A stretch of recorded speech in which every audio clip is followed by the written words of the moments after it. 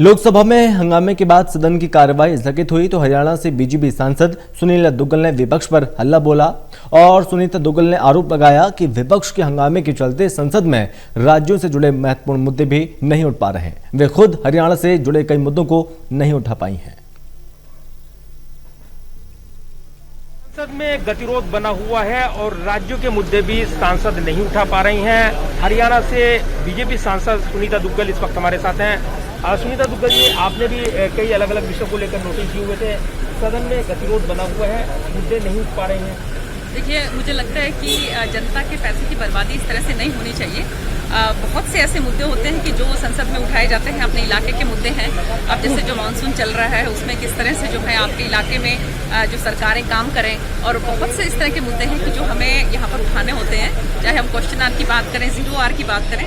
लेकिन इस गतिरोध की वजह से कुछ भी जो है संसद की कार्रवाई ठीक तरीके से नहीं चल रही है। तो मुझे लगता है कि जनता के पैसे की ऐसे बर्बादी नहीं होनी चाहिए, विपक्ष को समझना चाहिए।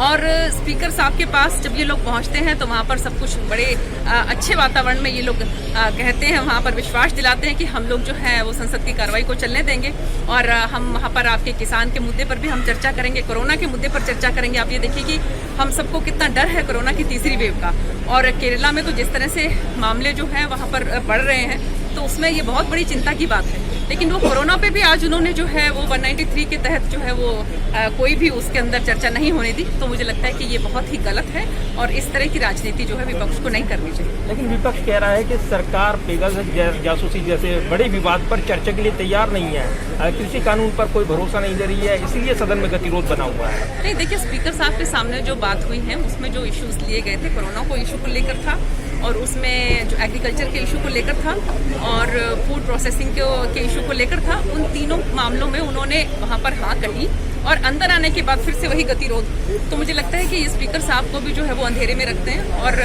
गतिरोध पैदा करके जनता के पैसे को बर्बाद कर रहे हैं। और हरियाणा की बात करें तो हरियाणा से आप आते हैं, हरियाणा के किन मुद्दों को आप उठाने वाले थे सदन में? हरियाणा के बहुत से मुद्दे हैं। हम चाहे रेलवे की बात करें, हमने अभी आदरणीय जो हमारे नए रेल मंत्री बने हैं उनसे मुलाकात की है, और हरियाणा में जो भी रेलवे, जैसे आजकल जो कोरोना के बाद से थोड़ा सा वहाँ पर गतिरोध आ गया था, तो हमारी कोशिश थी कि हम उनको कहें कि चाहे हम कोटा की बात करें, चाहे हम त्रिपुर सुंदरी की बात करें, कि ये सभी जो ट्रेन हैं वो चलनी चाहिए जल्द से जल्द। ये सब मेरे इलाके से होकर जाती हैं, और ये तो त्रिपुर सुंदरी तो हमने ही कहकर जो है वो आदरणीय रेल मंत्री जी से शुरू करवाई है। तो ये बहुत सी ऐसी बातें थी जो हमें वहाँ पर रखनी थी, लेकिन इस गतिरोध की वजह से हम लोग नहीं रख पा रहे। धन्यवाद बात करने के लिए। और सुनीता दुग्गल साफ तौर पर कह रही हैं कि वो अपने राज्य से जुड़े मुद्दे गतिरोध के चलते नहीं उठा पाई हैं। सदन में गतिरोध के लिए विपक्ष को जिम्मेदार ठहरा रही हैं।